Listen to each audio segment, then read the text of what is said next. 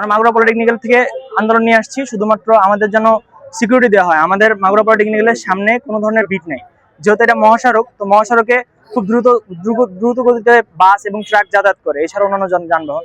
তো যার ফলে আমাদের কোনো সিকিউরিটি নেই। এনিহাউ রাস্তা ক্রস করার সময় যে কোনো সময় বাসটা আঘাত করতে পারে আমাদের।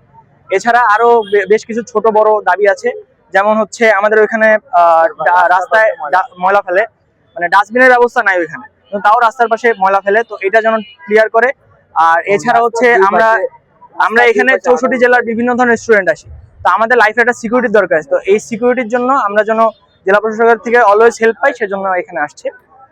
আমাদের এই কয়েকটা ছোট বড় দাবি আছে যেগুলো নিয়ে এখানে আসছে। আমাদের লোকই গেছে, মাগুরা পলিটেকনিক ছাত্র দলের সভাপতি, সেক্রেটারি এবং সাংগঠনিক, এরা সহ আরো কিছু সাধারণ স্টুডেন্ট ভিতরে গিয়েছে। এখনো বলে নাই, ভাইরা ভিতরে গেছে, ওনারা আসলে জানা যাবে কি বলছে আর কি।